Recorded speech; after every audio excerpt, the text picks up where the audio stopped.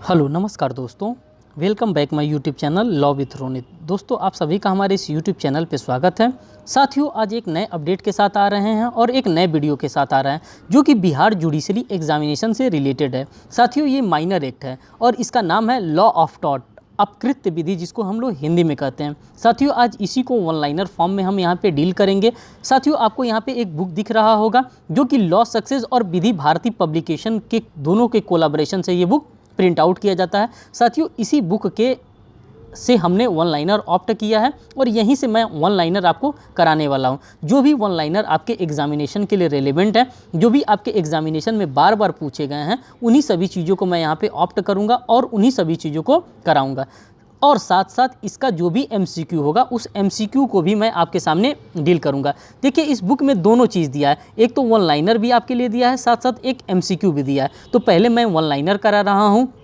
मैं आपके इन्फॉर्मेशन के लिए बता देना चाहता हूं कि मैंने हिंदू मैरिज एक्ट का वन लाइनर सॉल्व करा दिया, साथ साथ उसका मैंने एमसीक्यू भी कुछ सॉल्व करा दिया। मैंने मुस्लिम मैरिज एक्ट का भी वन लाइनर मैंने सॉल्व करा दिया, उसका भी मैं एमसीक्यू अभी सॉल्व कराने वाला हूं। साथ साथ ये आज मेरा लॉ ऑफ टॉट है। साथियों जितने भी बिहार जुडिशरी के माइनर लॉ हैं उन सभी माइनर लॉ को मैं इसी बुक के माध्यम से सॉल्व करा रहा हूँ। अगर आपको लगता है कि ये बुक आपके लिए रेलेवेंट हो, इसी का पीडीएफ आपके सामने अभी मैं शो करने वाला हूँ। अगर आपको लगे ये रेलेवेंट है तो आप इसको परचेज़ भी कर सकते हैं, आपके पास भी होगा। जब मैं बताऊँगा, मैं पीडीएफ दिखाऊँगा, मैं एमसीक्यू सॉल्व कराऊँगा, तो आप वहाँ पर करते रहिएगा। और एक महीने के अंदर, जो आपका पास एक महीना है जो एग्जामिनेशन से पहले, इसमें पूरा आपका माइनर लॉ प्रिपेयर्ड हो जाएगा। और सिर्फ ये बिहार के लिए रेलेवेंट नहीं है, कहीं भी इस टाइप के माइनर लॉ पूछे जाएंगे। जाहिर सी बात है, कहीं भी एग्जामिनेशन देंगे, हिंदू लॉ पूछा जाएगा, मुस्लिम लॉ पूछा जाएगा, लॉ ऑफ टॉट पूछा जाएगा, एडमिनिस्ट्रेटिव लॉ पूछा जाएगा, स्पेसिफिक रिलीफ एक्ट पूछा जाएगा, निगोशिएबल इंस्ट्रूमेंट एक्ट पूछा जाएगा। तो ये सभी एक्ट कहीं ना कहीं आपके एग्जामिनेशन में रेंडमली पूछे जाने हैं। तो और सिर्फ आप इसको ये ना सोचिए कि बिहार के ही पॉइंट ऑफ व्यू से आप पढ़ रहे हैं, इसको पढ़िए कि आप अपने प्रिपरेशन के हिसाब से पढ़ रहे हैं। तो आप अगर चाहते हैं तो इस बुक को परचेस भी कर सकते हैं। मैं परचेस करने का आपको बता दे रहा हूँ तरीका।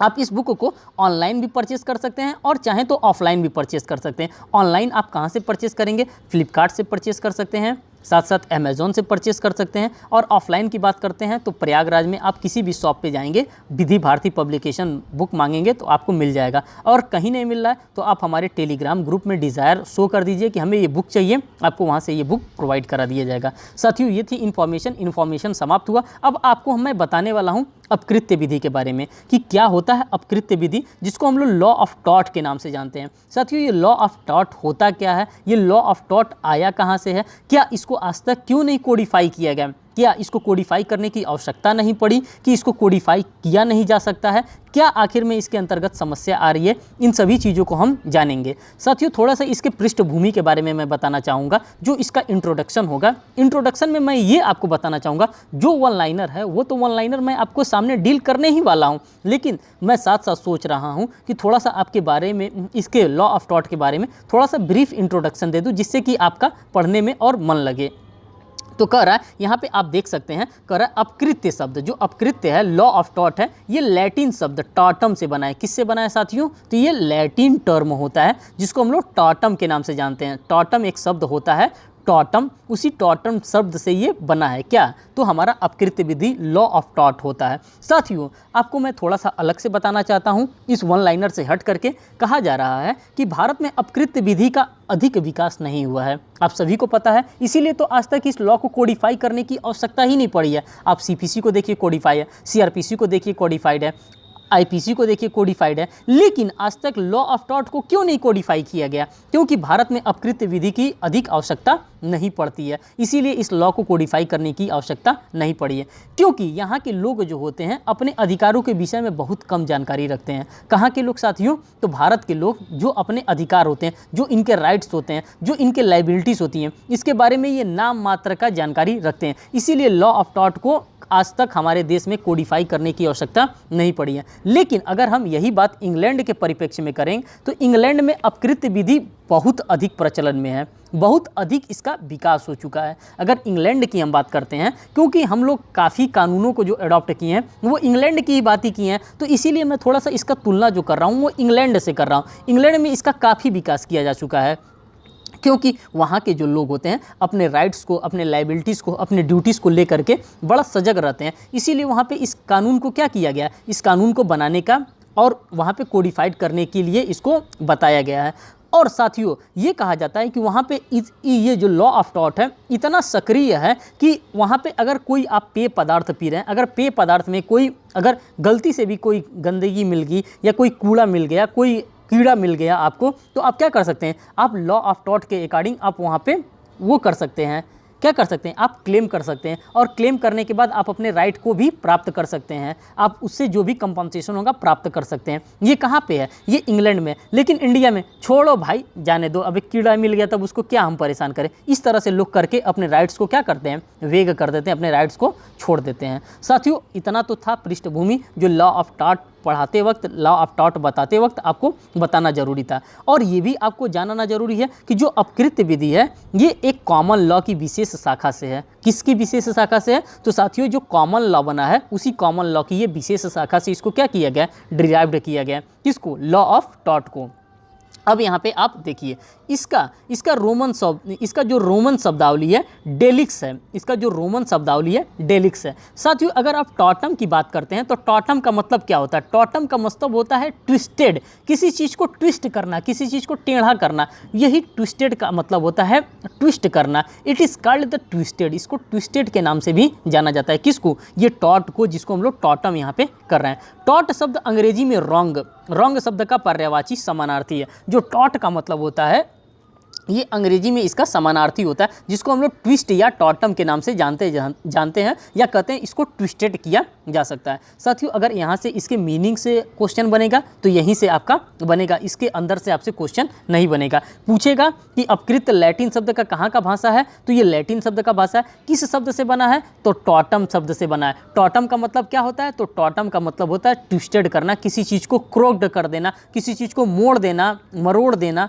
तोड़ देना, इसी को क्या कहा जाता है, इसी को टॉट कहा जाता है। और टॉट क्या होता है साथियों, तो ये एक प्रकार का रॉन्ग होता है। किस प्रकार का रॉन्ग होता है, तो ये सिविल रॉन्ग होता है। इसके लिए सिविल एक्शंस की मांग की जाती है। और ये किस लॉ से डिराइव किया गया है, तो साथियों ये कॉमन लॉ से इसको क्या किया गया है, डिराइव किया गया है। देखिए अपकृत्य विधि भारत में विकसित है और इंग्लैंड में विकसित है। ये कहाँ पे भी विकसित है, ये भारत में भी विकसित है। भारत में इस प्रकार से विकसित है कि आज तक इसको कहीं कोडिफाइड करने की आवश्यकता नहीं पड़ी। लेकिन इंग्लैंड की अगर हम बात करते हैं तो इंग्लैंड में ये इतना विकसित है कि इंग्लैंड में इसके लिए अलग से इसको कोडिफाइड करके इसके लिए कानून बनाया गया है। अब आगे देखिए कर रहा है, एक अपकृत दायित्व का निर्वहन भंग करना होता है जो विधि द्वारा अधिरोपित होता है। किसकी बात कर रहा है, कह रहा है कि जो एक अपकृत दायित्व होता है, जो लॉ ऑफ टॉर्चरस होता है, उसका निर्वहन भंग करना होता है जो कि विधि द्वारा अधिरोपित होता है। नेक्स्ट कह रहा है भारत में इसका संहिताकरण नहीं हुआ है। किसका संहिताकरण नहीं किया गया है साथियों, तो आप खुद ही समझ सकते हैं कि आज तक इसका संहिताकरण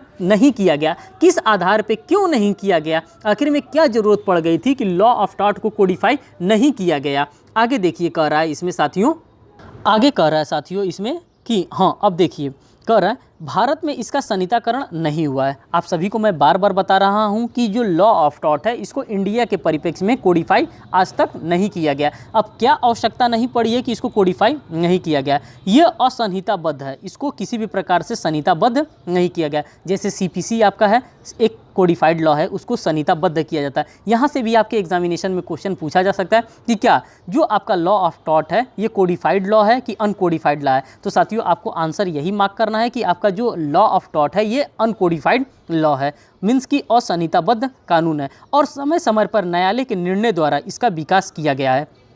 कैसे इसका विकास किया गया, जो कोर्ट के जजमेंट आते हैं उसी कोर्ट के जजमेंट के आधार पे ही क्या किया जा रहा है, लॉ ऑफ टॉट का कहीं ना कहीं धीरे धीरे विकास किया गया है, जो भारत के परिप्रेक्ष्य में हम आज देखते हैं। अर्थात यह न्यायाधीशों द्वारा निर्णित विधि से भारत में अंग्रेजी विधि को न्याय, साम्य एवं सद्भावना के रूप में लागू किया गया। इसमें equity, justice and good conscience की बात की जाती है। किसकी बात की जाती है साथियों, तो इक्विटी, जस्टिस और गुड कंसाइंस के ही आधार पर हमारा क्या होता है, हमारा लॉ ऑफ टॉट जो होता है डिपेंड करता है। और उसी को देख करके सुप्रीम कोर्ट के जजेस, ऑनरेबल जजेस या हाई कोर्ट के ऑनरेबल जजेस या कहीं के भी जजेस इस पे क्या देते हैं, अपना मत, अपना निर्णय प्रेषित करते हैं। आगे देखिए कह रहा है अपकृत्य विधि सामान्यतः विधि कॉमन लॉ की एक शाखा है। किसकी शाखा है साथियों? तो मैं आपको बार बार बता रहा हूँ ये कॉमन लॉ होता है और कॉमन लॉ की एक शाखा के अंतर्गत ये आता है। क्या आता है? तो हमारा लॉ ऑफ टॉट जो होता है साथियों ये कॉमन लॉ की एक शाखा के अंतर्गत डील करता है और उसी कॉमन लॉ के बारे में मैं आपको बार बार बताने का प्रयास कर रहा हूँ। आगे देखिए कह रहा है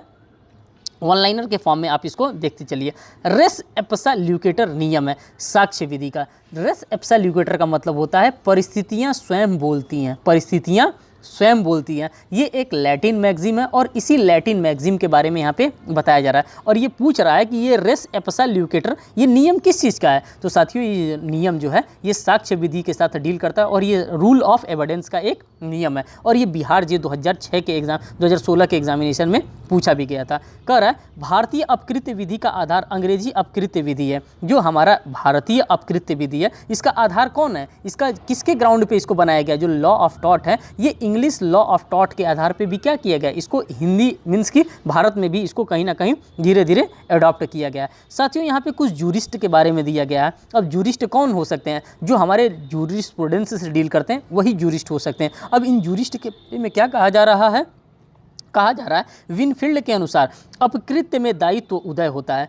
किसके अनुसार? तो साथियों विनफील्ड महोदय के अनुसार जो अपकृत्य के अंतर्गत दायित्व उत्पन्न होता है सर्वसाधारण व्यक्तियों के प्रति मूलतः विधि द्वारा निर्धारित विधिक कर्तव्य के भंग से, अगर कोई किसी का विधिक कर्तव्य होता है, अगर कोई किसी का विधिक कर्तव्य अगर क्या करता है? ब्रीच करता है, किसी भी कंडीशन को वहाँ पे वायलेट करता है, तब हम क्या करते हैं? हम लॉ ऑफ टॉट को अपने उजागर करते हैं और उसी लॉ ऑफ टॉट को उजागर करके हम क्या करते हैं? हम उससे कंपनसेशन और डैमेजेस यहाँ पे क्लेम करते हैं। इसमें बाकी और कोई रेमेडीज हमको नहीं मिलता है। हमको या तो डैमेजेस मिलेगा या तो हम यहाँ पे क्या करेंगे? कंपनसेशन क्लेम करेंगे। अपकृत्य विधि के अंतर्गत दायित्व उत्पन्न होता है सारे विश्व के प्रति, मीन्स की रेम होता है, जस्टिस इन रेम की बात करते हैं, राइट इन रेम की बात करते हैं, वही राइट इन रेम के बारे में यहाँ पे अपकृत्य विधि की अगर हम बात करते हैं तो ये राइट इन रेम हमको क्या करती है? हमको रिलीफ प्रदान करती है। नेक्स्ट कह रहा है अपकृत्य गठित करने के लिए, अगर अपकृत्य हमको गठित करना है तो कौन कौन चीज़ें होंगी जिसके द्वारा हम क्या कर सकते हैं?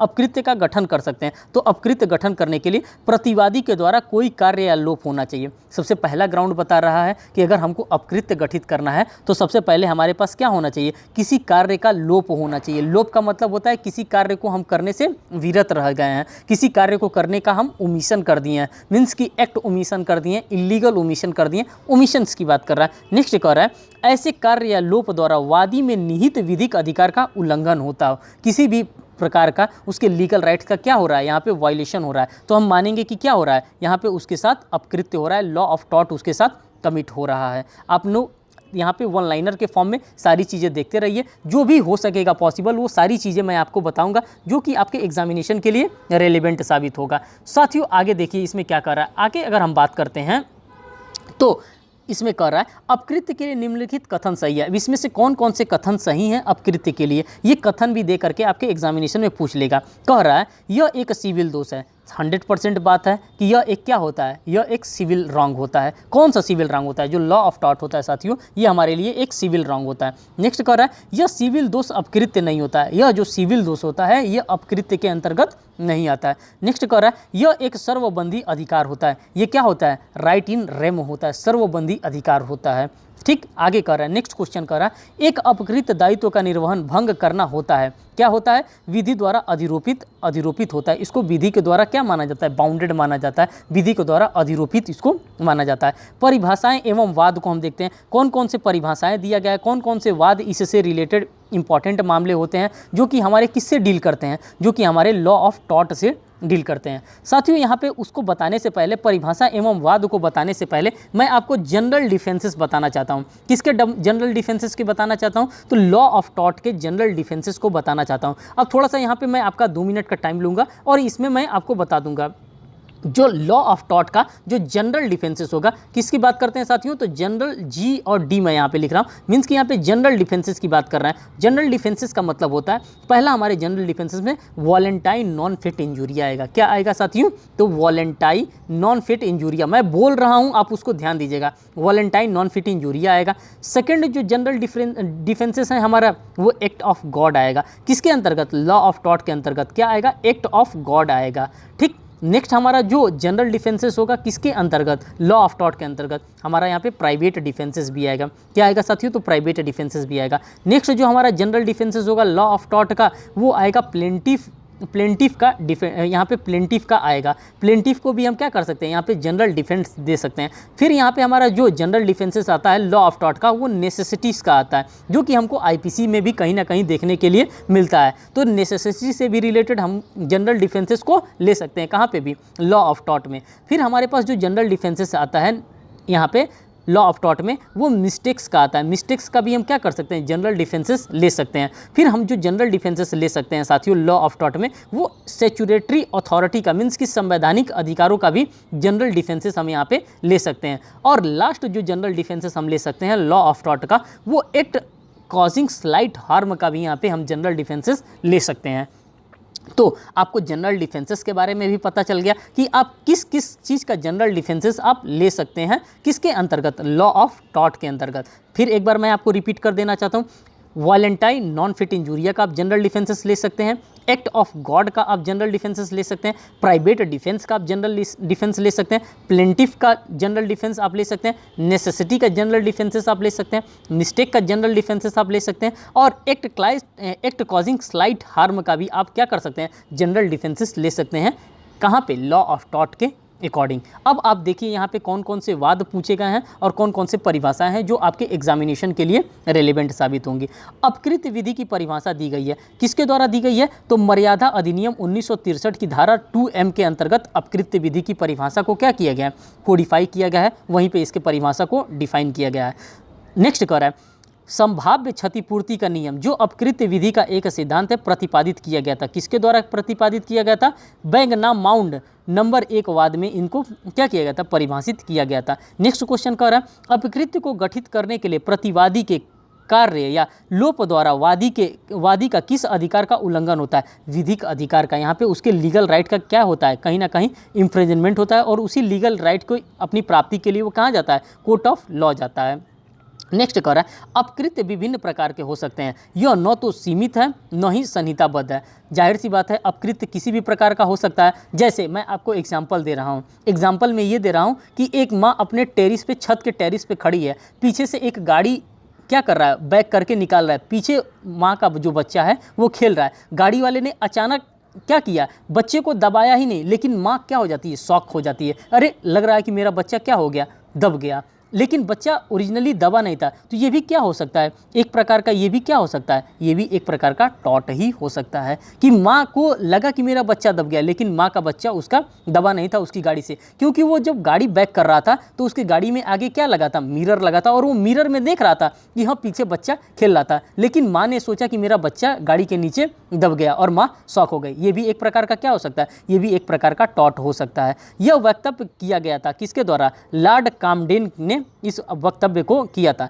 यहाँ से सब क्वेश्चन नहीं आते हैं आपके एग्जामिनेशन में, जो क्वेश्चन आएंगे उस क्वेश्चन पे मैं आपको बता दूंगा कि ये क्वेश्चन आपके लिए इंपॉर्टेंट है और ये क्वेश्चन आएगा। जनरल डिफेंसेस से आपके अंदर क्वेश्चन आएगा जो अभी मैंने आपको डिस्कस किया। कौन सा वाद बिना क्षति के हानि सूत्र पर आधारित है, तो मर्टिजी बनाम विलियम्स का मामला है और ये इंपॉर्टेंट मामला है और ये आपके एग्जामिनेशन में बार बार आता है। नेक्स्ट क्वेश्चन की हम बात करते हैं अपकृत्य विधि द्वारा निर्धारित, अपकृत्य विधि द्वारा निर्धारित कर्तव्य का उल्लंघन है जिसमें क्षति होती है और जिसके विरुद्ध उपचार का विधि द्वारा प्रावधान किया जाता है। यह कथन किसके द्वारा किया गया साथियों, तो ये विनफील्ड महोदय के द्वारा यह कथन किया गया है। विनफील्ड महोदय के अनुसार अपकृत्य में दायित्व किसी निश्चित कर्तव्य के भंग से उत्पन्न होता है जिसके लिए अपरिनिर्धारित क्षति के लिए वाद दायर किया जा सकता है। किसके लिए वाद दायर किया जा सकता है साथियों, तो यहाँ पे जो भी हमारे डैमेजेस होते हैं उसी डैमेजेस को प्राप्त करने के लिए हम लॉ ऑफ टॉर्ट के अकॉर्डिंग मामले को, सूट को दर्ज कराते हैं। सामंत महोदय क्या कहते हैं, अपकृत्य एक सिविल दोष है। ये भी क्वेश्चन आपके एग्जामिनेशन में बार बार पूछता है कि अपकृत्य क्या होता है, अपकृत्य एक सिविल दोष होता है, एक सिविल रॉन्ग होता है, ये क्रिमिनल रॉन्ग के अंतर्गत नहीं डील करता है। और ये बात सामंत महोदय के द्वारा कहा जा रहा है, आप इस बात को कोट करके अपने दिमाग में रखिएगा। नेक्स्ट क्वेश्चन की हम बात करते हैं, किसने कहा था कि अपकृत्य विधि के अंतर्गत दायित्व तो तभी बनता है जब दोष किसी एक या अन्य नामांकित अपकृत्य के अंतर्गत आता है। तो ये बात सामंत महोदय के द्वारा कहीं ना कहीं कहा गया था। फ्रेजर महोदय ने क्या कहा था, फ्रेजर महोदय के अनुसार देखिए, फ्रेजर महोदय के अनुसार यह एक ऐसा दोष होता है, कौन सा ऐसा दोष होता है, जो लॉ ऑफ टॉर्ट होता है, जो अपकृत्य विधि होती है, एक ऐसा दोष होता है जिसने किसी व्यक्ति को लोकलक्षी अधिकारों का अतिक्रमण होता है। लोकलक्षी अधिकारों का यहाँ पे क्या हो रहा है, कहीं ना कहीं वायलेशन हो रहा है। इसी के बारे में फ्रेजर महोदय के द्वारा कहा जा रहा है। साथियों, इसमें कुछ समझाने के लिए है नहीं, क्योंकि ये जो भी जूरिस्ट हैं ये अपनी अपनी बातें कर रहे हैं, अपने अपने अकॉर्डिंग जो इन्होंने एनालिसिस किया है उसी अपने एनालिसिस के अकॉर्डिंग ये सारी बातें कर रहे हैं। कार्ल एवं लिंडसेल्स क्या कहते हैं, यह एक ऐसा दोष है जो संविदा से स्वतंत्र होता है। किससे संबंध स्वतंत्र होता है साथियों, तो जो कॉन्ट्रैक्ट होता है उस कॉन्ट्रैक्ट से ये स्वतंत्र होता है। साथियों, इन लोगों के डेफिनेशन को कोट करने से अच्छा है मैं आपके लिए वो चीज़ पढ़ूं जो आपके एग्जामिनेशन के लिए इंपॉर्टेंट होगा।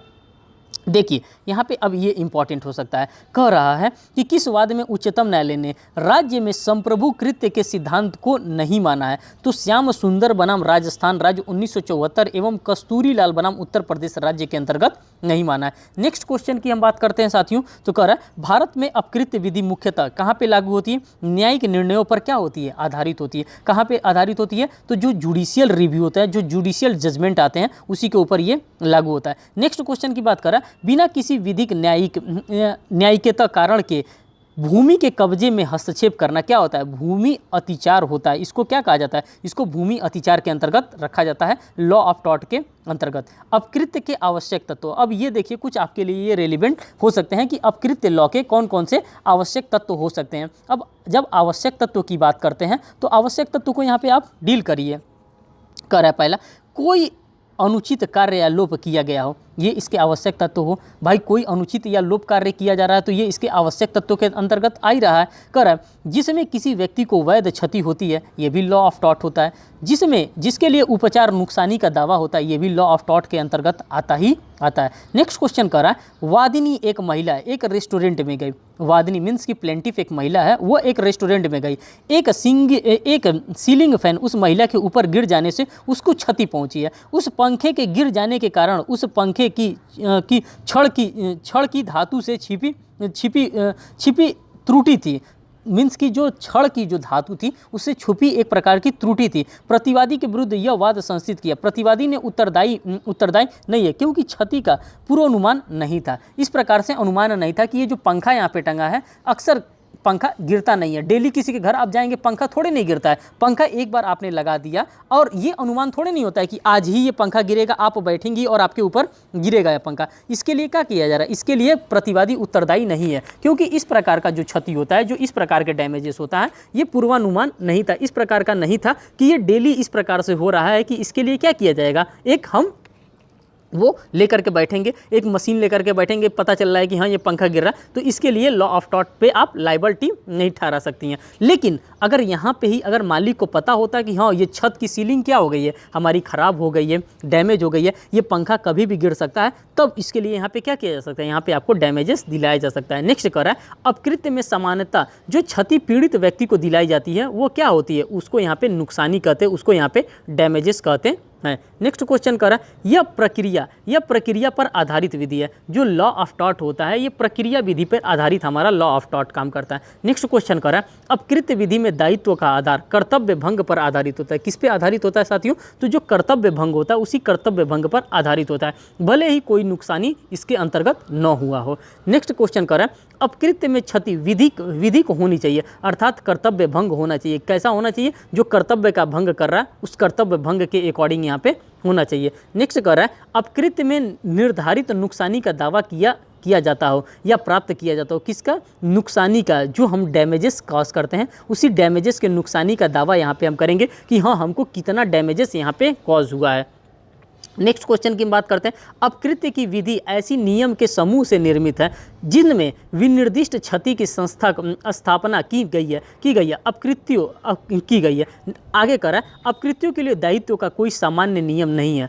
अतः इस मत के प्रवर्तक थे, इस मत के प्रवर्तक किसको माना जाता है, तो इस मत के प्रवर्तक सामान्य महोदय को माना जाता है। यहाँ पर देखिए एक्शनेबल पर से का मतलब होता है मीन्स कि एक्शन लिया जा सके, जिसके विरुद्ध हम क्या कर सकते हैं, कोई भी एक्शन ले सकते हैं।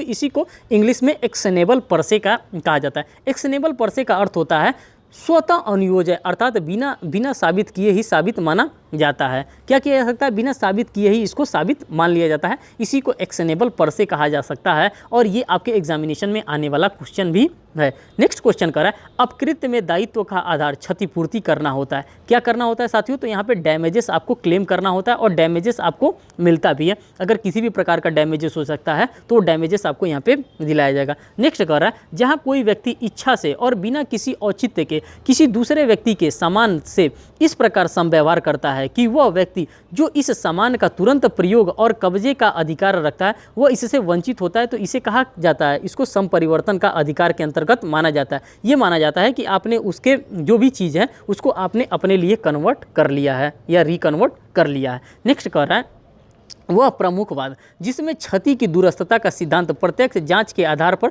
अंतिम रूप से निर्धारित किया गया है, तो वो कौन सा केस है? तो रीपालिमिस एंड फर्नेंस विद एंड कंपनी का मामला यहाँ पे रिलेटेड है और बिहार जुडिशरी 2016 के एग्जामिनेशन में ये क्वेश्चन आया भी था। वर्ड बनाम जोन्स का जो मामला है का अपकृत्य विधि पर एक वाद है। किससे वाद संबंधित है? तो मिथ्या बंधीकरण के अपकृत्य से ये मामला संबंधित है। साथियों आपको यहाँ पे ये देखने के लिए मिल रहा है कि यहाँ पे जो भी केस लॉ आपको देखने के लिए मिल रहा है वो सब की सब इंग्लिश केस लॉ मिल रहा है। हिंदी केस लॉ इससे रिलेटेड ज़्यादा नहीं है, क्योंकि ये कॉन्सेप्ट सबसे ज़्यादा अगर कहीं फेमस है तो ये इंग्लैंड में फेमस है और इंग्लैंड का ही केस आपको अक्सर ज़्यादा देखने के लिए इसमें मिलेगा। और दूसरी बात, ये कोडिफाइड लॉ तो है नहीं, किसी भी सेक्शन का तो यहाँ पर जिक्र हमको करना नहीं है। कुछ यहाँ पर मैगजीम है जो लीगल मैगजीम है, उसी लीगल मैगजीम्स को भी हम यहाँ पर डील करते हुए चलेंगे। आगे कर रहा है, जहाँ अधिकार है वहाँ उपचार होगा। जहाँ अधिकार राइट इन रेम की बात करते हैं, सर्वथा या लोकलक्षी अधिकार उबी जस इबी रिमेडियम, जहाँ अधिकार है वहाँ उपचार है। ये आपके लिए एक लीगल मैगजीम है और यहाँ से लीगल मैगजीम से आपके एग्जामिनेशन में क्वेश्चन पूछा जा सकता है। और लीगल मैगजीम क्या है? उबी जस इबी रिमेडियम, where there is right there is remedy की बात करता है। और ये क्वेश्चन बार बार आपके एग्जामिनेशन में कहीं ना कहीं आपको देखने के लिए मिलेगा,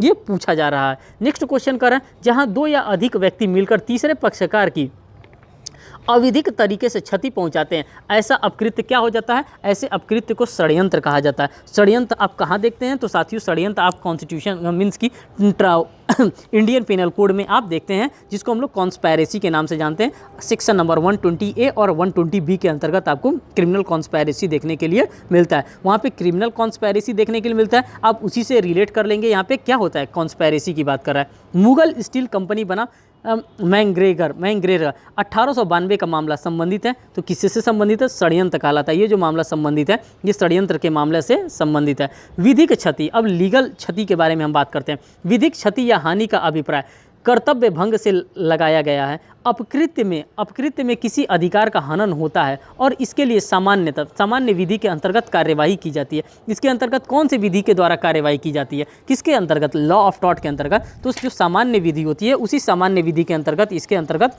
कार्यवाही की जाती है। नेक्स्ट क्वेश्चन की हम बात करते हैं साथियों, अपकृत्य में वाद कौन दायर कर सकता है? तो अपकृत्य के अंतर्गत लॉ ऑफ टॉर्ट के अंतर्गत अगर आपसे पूछा जाए कि बताइए भाई साहब लॉ ऑफ टॉर्ट के अंतर्गत किसके द्वारा वाद दायर किया जा सकता है, तो यहाँ पे दे रहा है ऑप्शन, कह रहा है दिवालिया। पहला कह रहा है दिवालिया, वाद नहीं ला सकता। जो दिवालिया होता है, जो इंसॉल्वेंसी होता है, उसके द्वारा वाद नहीं लाया जा सकता है, लेकिन व्यक्तिगत क्षति के लिए सिविल वाद लाया जा सकता है। नेक्स्ट कह रहा है पति पत्नी एक दूसरे के विरुद्ध वाद ला सकते हैं। कटिस बना विल का वास का मामला इससे रिलेटेड है। निगम के द्वारा करा शारीरिक क्षति के लिए वाद नहीं लाया जा सकता है। मीन्स की जो शारीरिक क्षति हो रही है आपको, इसके लिए वाद नहीं लाया जा सकता है, लेकिन मानहानि के लिए लाया जा सकता है, जो कि 499 में आप इंडियन पेनल कोड के अंतर्गत पढ़ते हैं, क्योंकि निगम एक कृत्रिम व्यक्ति है। विदेशी शत्रु वाद नहीं ला सकता है। लॉ ऑफ टॉर्ट के लिए विदेशी शत्रु वाद नहीं ला सकता है, लेकिन केंद्र सरकार की परिसीमा से ला सकता है। आगे देखिए कह रहा अवयस्क वाद नहीं ला सकता है। जो माइनर होता है वो वाद नहीं ला सकता है, लेकिन वाद मित्र के माध्यम से वाद ला सकता है। हर एक चीज़ के बारे में बताया, हर एक चीज़ का एक्सेप्शंस यहाँ पे बताते हुए चल रहा है। और इसी टाइप का क्वेश्चन आपके एग्जामिनेशन में दे करके आपको फंसाने का भरपूर प्रयास करेगा। अपकृत्य विधि के अंतर्गत दायित्व तो होता है सारे विश्व के प्रति। यहाँ पे क्या होता है, मैं बार बार रेम की बात कर रहा हूँ, राइट इन रेम की बात कर रहा हूँ, राइट इन पर्सोनम की बात नहीं कर रहा हूँ। नेक्स्ट कर रहा है सार्वजनिक उत्पात अपराध है, व्यक्तिगत उपवाद दीवानी दोष है। यहाँ पे देख सकते हैं जो सार्वजनिक उत्पात होता है ये अपराध की श्रेणी में होता है, लेकिन जो व्यक्तिगत उत्पात होता है ये दीवानी दोष है। ये किस प्रकार का दोष है? ये तो सिविल रॉन्ग एक्शन है। ये सिविल ग्राउंड आपको फर्निश कर रहा है क्या करने के लिए? एक्शन लेने के लिए। नेक्स्ट क्वेश्चन कर रहा है अपकृत्य में विदेश का स्थान, जो विदेशपूर्ण काम लोग करते हैं, मीन्स कि किसी को परेशान करने के लिए काम किया जाता है, विदेशपूर्ण स्थान का अपकृत्य में अच्छी बुरी भावना का कोई महत्व नहीं है। अगर आप लॉ ऑफ टॉट करते हैं तो यहाँ पे ये नहीं देखा जाएगा कि आपका जो इंटेंशन था वो बैड इंटेंशन था कि गुड इंटेंशन था। यहाँ पे भावना का महत्व नहीं होता है, बल्कि कृत्य का महत्व होता है। किस चीज़ का महत्व होता है साथियों? तो यहाँ पे कृत्य देखा जाता है कि आपका कृत्य कैसा था, आप जो वर्क कर रहे थे, वर्क ऑफ नेचर कैसा था, कृत्य औचित्यपूर्ण है या नहीं, इसके आधार पर दायित्व का निर्धारण किया जाता है। एलन बनाम फल्ड में कहा गया है कि विदेश का अपकृत्य विधि में कोई स्थान नहीं है। अपवाद को देखते हैं। विदेश का महत्व निम्नलिखित है। विदेशपूर्ण अभियोजन इसका महत्वपूर्ण है। किसी विशेष अवसर पर मानहानि के बारे में, हानिकारक मिथ्या कथन के बारे में, विदेशपूर्ण षड्यंत्र के बारे में ये बता रहा है। कौन? ये सभी के सभी इसके अपवाद बताए जा रहे हैं। किसके? अपकृत्य के विदेश के स्थान का ये सभी के सभी अपवाद बताए गए हैं। नेक्स्ट कह रहा है अपकृत्य की निश्चित संख्या होती है। जो लॉ ऑफ टॉट होती है इसकी क्या होती है? निश्चित संख्या होती है। इसका प्रतिपादन प्रोफेसर सामंड है। किसके प्रतिपादन साथियों? तो अपकृत्य की जो निश्चित संख्या होती है इसके प्रतिपादन कौन है? तो जूरिस्प्रूडेंस के प्रोफेसर सामंड महोदय इसके प्रतिपादक हैं। इन्होंने कबूतर खाने होल ऑफ पिजन थ्योरी के बारे में बताया। किसने बताया? कबूतर खाने का सिद्धांत को एलन बनाम फर्स्ट से अपनाया गया। जो पिजन होल थ्योरी कॉन्सेप्ट दिया गया था ये किसके द्वारा दिया गया था? तो साथियों ये सामंड महोदय के द्वारा पिजन होल थ्योरीज के बारे में बताया गया था और यही इसके प्रतिपादक भी माने जाते हैं। नेक्स्ट क्वेश्चन की बात करते हैं। विधिक क्षति के सिद्धांत, जो विधिक क्षति होता है, जो लीगल हमारा डैमेजेस होता है, उसके सिद्धांत के बारे में इसके मुख्यतः दो सिद्धांत होते हैं। एक इंजूरिया साइने डेमनम होता है, एक डेमनम सीने इंजूरिया होता है। इन दोनों सिद्धांत के बारे में आपके एग्जामिनेशन में बार बार क्वेश्चन आपको देखने के लिए मिलेंगे। किसके बारे में? तो इंजूरिया सीने डेमनम बिना हानि किए हुए क्षति देने के बारे में बात कर रहा है, और डेमनम साइने इंजूरिया के बारे में बात कर रहा है। तो ये कह रहा है साथियों, अब ये यहाँ पे कह रहा है साथियों किस चीज़ के बारे में? डायनम सीने इंजूरिया। और ये मैक्सिम ऐसा है जो बार बार आपके एग्जामिनेशन में पूछता है, हिंदी में दे देता है और या इंग्लिश में दे देगा। अब इसका मतलब पूछेगा बिना क्षति के लिए हानि होने पर भी ऐसा नहीं देना, मीन्स कि ऐसा नहीं देना। इंजूरिया सीने डेमनम, इसमें विधिक अधिकारों का अतिक्रमण होता है, और डायनम सीने इंजूरिया का मतलब होता है इसमें विधिक अधिकारों का अतिक्रमण नहीं होता है। इंजूरिया सीने डायमनम का मतलब देखिए, यह स्वतः अनुयोज्य होता है, अर्थात यदि किसी व्यक्ति के विधिक अधिकारों का अतिक्रमण कर्तव्य भंग हुआ हो अर्थात इसे साबित किया जाना आवश्यक है। ये किसका केस है? टोजन बनाम चाइल्ड का ये मामला था और इसी मामले के अंतर्गत इसको समझाया गया है। नेक्स्ट बात करते हैं इंजूरिया सीने डैमनम। यह एक प्रमुख वाद है। किससे रिलेटेड मामला है? तो मार्टेजी बनाम विलियम्स से रिलेटेड मामला है।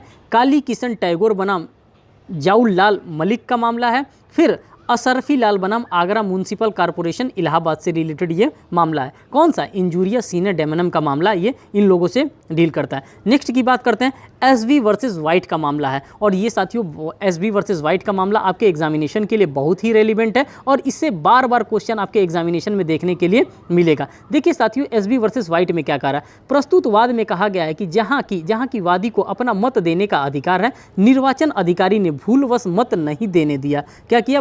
जो निर्वाचन अधिकारी होता है यहाँ पे भूलवश मत नहीं देने दिया गया। इसके बाद में उसका प्रतिवादी विजय हुआ। चूंकि इसमें किसी का नुकसान नहीं हुआ, लेकिन विधिक अधिकारों का यहाँ पे क्या हो गया? उसके विधिक अधिकारों का उल्लंघन हुआ। किस लिए उल्लंघन हुआ? भाई वो वोट देने का उसके पास पूरी फुल अथॉरिटी थी, लेकिन उसको क्या किया गया? उसको वोट नहीं देने दिया गया। अधिकारी को उसके प्रतिकर देने का दायी होगा। इस सिद्धांत को भारत में मिक्की ओझा के वाद से भी लागू किया जाता है। कौन सा? एसबी बनाम वाइट का मामला है और इस मामले को आप दिमाग में रखिएगा। नेक्स्ट बात करते हैं डायनम सेनम इंजूरिया की बात करते हैं, पर संबंधित है। किससे पे संबंधित है? तो चेसमोर बनाम रिचर्डसन का मामला है, उसी से ये रिलेटेड है। ग्लोसेस्टर ग्रामर स्कूल का मामला है। साथियों इसमें जो इंपॉर्टेंट केस लॉ है, इंपॉर्टेंट केस लॉ के बारे में हम बात करेंगे, क्योंकि इंपॉर्टेंट केस लॉ हमारे एग्जामिनेशन में बार बार पूछे जाते हैं। अभी आप लोगों ने देखा ऊपर, अब यहाँ पे ग्लोसेस्टर ग्रामर स्कूल का मामला देखिए। वादी के स्कूल के बगल में प्रतिवादी ने इस स्कूल खोला।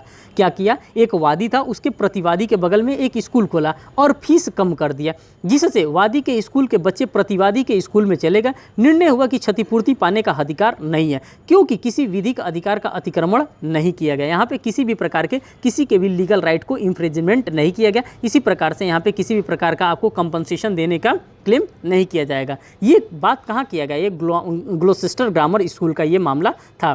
फिर एक नेक्स्ट हमारे पास केस आता है एटकन बनाम वंडरलैंड का मामला आता है। इसमें कह रहा है प्रतिवादी ने अपनी भूमि में खदान खुदवाए, जिससे वादी का बगल का कुआं खुद गया। वादी को क्षतिपूर्ति नहीं मिलेगा, क्योंकि प्रतिवादी का काम ठीक था, ठीक तरीके से उन्होंने काम किया, उन्होंने पब्लिक इंटरेस्ट के लिए काम किया होगा, इसीलिए यहाँ पे उनको डैमेजेस नहीं दिया गया। परिस्थितियाँ स्वयं बोलती हैं। रेस एप्सा ल्यूकेटर की बात की जा रही है, जो कि लॉ ऑफ एविडेंस से हमारा डील करता है। परिस्थितियाँ स्वयं बोलती हैं का सिद्धांत सर्वोच्च न्यायालय द्वारा लागू किस वाद में किया गया था, तो म्युनिसिपल कॉरपोरेशन दिल्ली बनाम शुभांगवती के मामले में ये किया गया था। मेयर ऑफ वेडफोर्ड बनाम फिकल्स का मामला कहाँ है, जहाँ की कारपोरेशन ने प्रतिवादी की ज़मीन खरीदने से मना कर दिया, जिससे प्रतिवादी ने अपनी ज़मीन पर ट्यूबवेल खुदवाया, जिसे निगम का नुकसान हुआ, जिसके लिए प्रतिवादी जिम्मेदार नहीं है। और मामला कौन है, अन्य संबंधित वाद डिक्सन बनाम राइट टेलीग्राफिक कंपनी का ये मामला है। डैमनम सीने इंजूरिया से संबंधित उषा वेल बनाम भारत लक्ष्मी चित्र मंदिर सिनेमा का भी मामला डील करता है। किससे, तो ये करता है डैमनम सेनम इंजूरिया के रिलेटेड है। फिर नेक्स्ट यहाँ पर देखते हैं साथियों, नेक्स्ट कर रहा है अपकृत्य के बचाव के बारे में हम देखते हैं। वॉलेंटाइन नॉन फिट इंजूरिया के बारे में हम देखते हैं। वॉलेंटाइन नॉन फिट इंजूरिया क्या कहता है, यह सूत्र निम्नलिखित पर लागू नहीं होता है। किसके ऊपर लागू नहीं होता है, अवैध कार्यों की सहमति में यह लागू नहीं होता है। वॉलेंटाइन नॉन फिट इंजूरिया बचाव के मामले में वॉलेंटाइन फिट इंजूरिया लागू नहीं होता है। नेग्लिजेंसी के मामले में वॉलेंटाइन नॉन फिट इंजूरिया लागू नहीं होता है। कर्तव्य की अवहेलना की दशा में वॉलेंटाइन नॉन फिट इंजूरिया लागू नहीं होता है। तो आपने सारी चीज़ों को देख लिया कहाँ कहाँ वॉलेंटाइन नॉन फिट इंजूरिया लागू नहीं होता है। अश्वसंभावी दुर्घटना अनिवार्य, दैविक कार्य तूफान यहाँ पे लागू नहीं होता है। व्यक्तिगत बचाव थर्ड पर्सन पे लागू नहीं होता है। गलती से किए गए अपकृत्य पे लागू नहीं होता है। जो मैंने अभी आपको एक साथ बताया था, वॉलेंटाइन नॉन फिट इंजूरिया, नेसेसिटी, इन सभी चीज़ों पे ये लागू नहीं होता है। आवश्यक की बारे में बात करता है। विधिक अधिकार एक चबूतरा होता है और क्या करता है, पूर्व एवं स्वतंत्र अधिकार होता है। क्या होता है, एक चबूतरा की तरफ होता है और एक स्वतंत्र अधिकार होता है।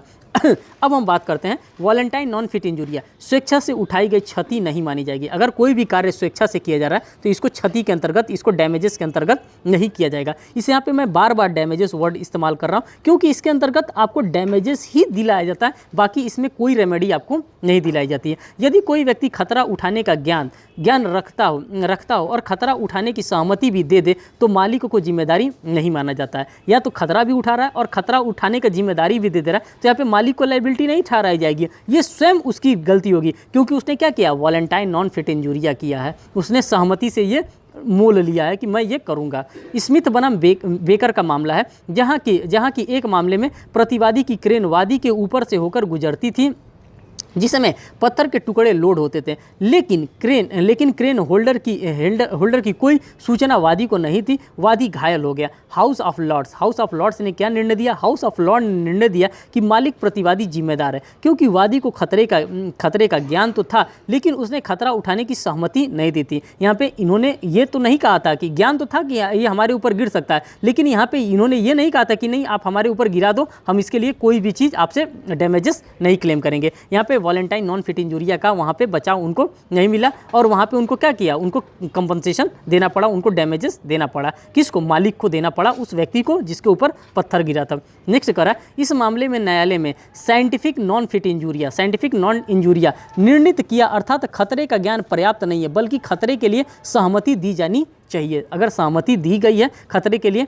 जैसे कि क्रिकेट मैच हो रहा है, फुटबॉल मैच हो रहा है, वहाँ पे क्या होता है, वहाँ पे एक प्रकार की सहमति होती है कि ठीक है, अगर क्रिकेट आप बॉलिंग कर रहे हैं, अगर बॉलिंग करते करते आपने ऐसा बॉल फेंक दिया जिससे कि हमारे पूरे दांत टूट गए, तो वहाँ पे हम किसी भी प्रकार के आपको डैमेजेस नहीं देंगे, क्योंकि वहाँ पे क्या होता है, एक प्रकार की सहमति होती है। उसी को वॉलेंटाइन नॉन फिट इंजूरिया के नाम से हम लोग जानते हैं। नेक्स्ट केस देखते हैं, हेंस बनाम हार्वुड का मामला है। प्रस्तुत वाद में कहा गया कि वॉलेंटाइन नॉन फिट इंजूरिया का नियम बचाव के मामले में लागू नहीं होता है। कहाँ पे लागू नहीं होता है? बचाव के मामले में लागू नहीं होता है। रेस्क्यू केसेस, जहाँ की एक पुलिस वाला एक घोड़ा गाड़ी से बच्चे को बचाने के लिए दौड़ा और घायल हो गया, तो यह नहीं माना जाएगा कि यह खतरा उठाने की सहमति दी और प्रतिवादी द्वारा दायी प्रतिकर, यहाँ पे उसको किसी भी प्रकार का प्रतिकर नहीं दिया जाएगा। नेक्स्ट क्वेश्चन की बात कर रहा है साथियों वन लाइनर की।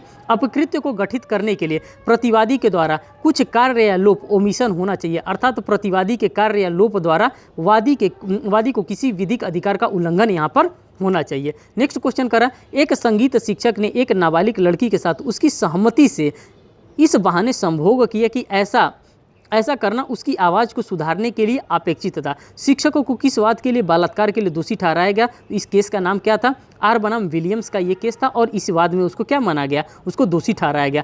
अपकृत्य के दायित्व का आधार है विधिक अधिकार का, अगर कोई अतिक्रमण कर रहा है तो इसको क्या माना जाएगा? अपकृत्य का दायित्व का आधार इसको माना जाएगा, ये ग्राउंड फर्निश कर रहा है। नेक्स्ट कर रहा है, अपकृत्य किसी व्यक्ति के लोकबंदी अधिकार का सामान्य रूप से उल्लंघन है, जिसमें पीड़ित पक्षकार को क्षतिपूर्ति का वाद चलाए जाने के अधिकार के उपबंध होता है। यह परिभाषा किसने दी है? तो फ्रेजर महोदय के द्वारा यह परिभाषा दिया गया। नेक्स्ट कर अपकृत्य का अर्थ है एक सिविल दोष। जो अपकृत्य का अर्थ होता है ये क्या होता है? एक प्रकार का सिविल दोष होता है जो केवल संविदा भंग अथवा न्यास भंग नहीं माना जाता है। यह परिभाषा किस अधिनियम में दी गई है? तो परिसीमा अधिनियम 1963 की धारा 2M के अंतर्गत ये परिभाषा दी गई है। नेक्स्ट क्वेश्चन करा, अपकृत्य एक दीवानी दोष होती है। अपकृत्य क्या होता है? एक दीवानी दोष होता है जिसका उपचार सामान्यतः विधि के अनुसार निर्धारित नुकसानी की कार्यवाही है, जो एकमात्र न्यास भंग या अन्य किसी सामयिक आधार पर आभार का उल्लंघन मात्र नहीं है। अपकृत्य का यह परिभाषा किसने दिया है? तो यह परिभाषा सामंत महोदय के द्वारा